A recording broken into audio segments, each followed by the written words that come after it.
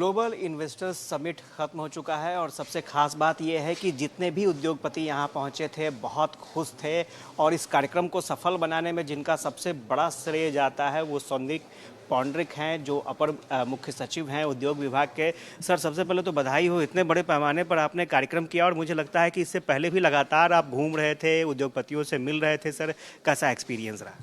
नहीं, ये बहुत ही अच्छा एक्सपीरियंस रहा। पिछले लगभग 6 महीने से हम लोग देश के और विदेश के विभिन्न शहरों में इस ग्लोबल इन्वेस्टर समिट के लिए रोड शोज़ कर रहे थे और उसमें हम लोगों ने जैसे इंडिया में दिल्ली, मुंबई, बेंगलुरु, चेन्नई, तिरुपुर काफ़ी जगह रोड शोज़ किए, लोगों को इनवाइट किया। कई देशों में हम लोगों ने रोड शोज़ किए, Japan, Taiwan, Bangladesh, UAE, USA. तो उसके कारण काफ़ी बड़ी संख्या में इन्वेस्टर्स आए। हम लोगों के पास करीब 16 देशों से इस इन्वेस्टर मीट में रिप्रेजेंटेशन हुआ और करीब 600 कंपनियों ने भाग लिया और करीब 35,000 करोड़ के एमओयू हुए।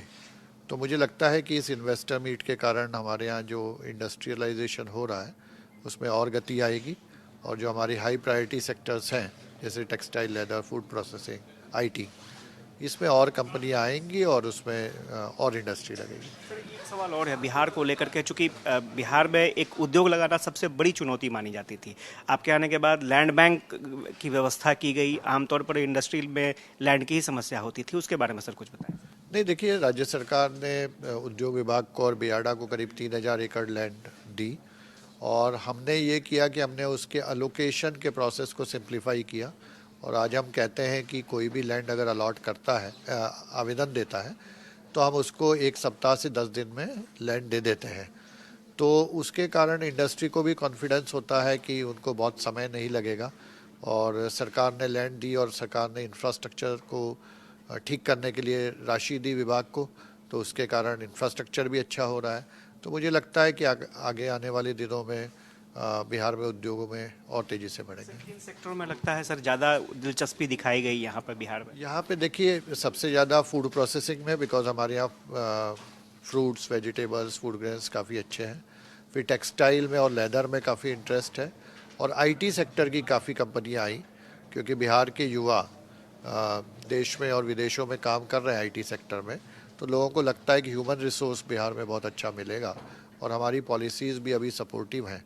तो इन सब सेक्टरों में हमें। सर, एक आखिरी सवाल सर, प्लेस ऑफ हिस्ट्री से प्लेस ऑफ इंडस्ट्री आप लोगों ने एक नया नारा गढ़ा है सर, क्या लगता है, क्या कहेंगे, क्या आयाम? नहीं, प्लेस ऑफ हिस्ट्री तो बिहार है ही, मतलब सब लोग जानते हैं, लेकिन अब हम लोग कोशिश कर रहे हैं कि उसे प्लेस ऑफ इंडस्ट्री भी बनाएं।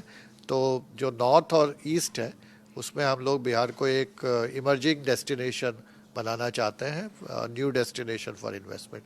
जैसे कोई भी कंपनी आए तो वो बिहार के बारे में सोचे। Thank you sir, thank you. तो सबसे बड़ी बात है कि अब हर साल इस तरह के सबमिट होंगे। एक लंबा गैप ज़रूर हुआ था लेकिन अब बिहार अब आगे बढ़ चला है और प्लेस ऑफ हिस्ट्री के बाद और प्लेस ऑफ इंडस्ट्री बनने की बारी है। तो स्वाभाविक तौर पर लोगों को इसका इंतज़ार था और बिहार भी बेसब्री से इस पल का इंतज़ार कर रहा था। कैमरा पर्सन सुनील के साथ आशुतोष चंद्रा, कशिश न्यूज़, पटना।